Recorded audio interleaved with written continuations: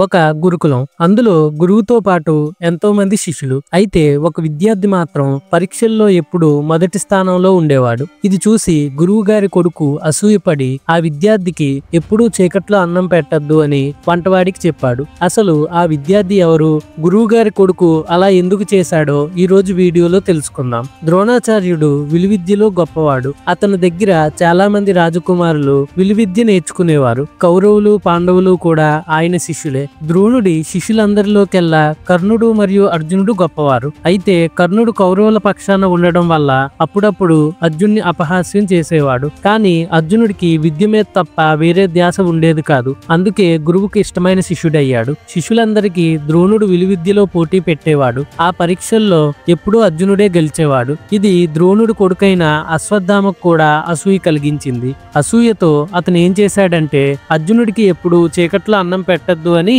తన వంటలవాడితో చెప్పాడు. అతని మాట ప్రకారం వంటలవాడు జాగ్రత్తగా నడుచుకునేవాడు. ఒక రాత్రి భోజనాలు చేస్తుండగా పెద్ద గాలి వచ్చి దీపం మారిపోయింది. అయితే అలవాటు ప్రకారం అర్జునుడు ఆ చీకట్లోనే భోజనం చేస్తున్నాడు. అలా చేస్తూ ఉండగా అతనికి ఒక ఆలోచన వచ్చింది. అలవాటు వల్లనే కదా చీకట్లో కూడా ముద్దలు సరిగ్గా నోట్లోకి వెళ్తున్నాయి. మరి అభ్యాసం చేస్తే చీకట్లో విలువిద్య మాత్రం ఎందుకు సాధించలేమని ఆ రోజు నుంచే అతను చీకట్లో అస్త్ర విద్యను సాధన చేయడం మొదలు పెట్టాడు. విల్లు ఎక్కుపెట్టి గురు తప్పకుండా బాణాలను వదలగలిగేవాడు. ఒక రాత్రి అతను సాధన చేస్తుండగా ఆ శబ్దానికి గురువుకు మెలకువ వచ్చింది. లేచి చూసి తన ప్రియ శిష్యుడైన అర్జునుడి ఆసక్తికి ఆయన ఆశ్చర్యపోయాడు. అప్పుడు శిష్యుణ్ణి కౌగిలించుకుని తల నిమిరి, అర్జున, ఈ ప్రపంచంలో నీకు సరిసాటి అయిన విలుకాడు మరొకడు లేకుండా విలువిద్యలో ఉన్న అన్ని రహస్యాలను నీకు నేర్పిస్తాను అని వాగ్దానం చేశాడు. ఆ వాగ్దానం ప్రకారం ద్రోణుడు అన్ని రహస్యాలను నేర్పించగా అర్జునుడు సాటిలేని గొప్ప విలుకాడుగా పేరు పొందాడు. ఇలాంటి ఇంట్రెస్టింగ్ వీడియోస్ కోసం మన ఛానల్ ని సబ్స్క్రైబ్ చేసుకోండి.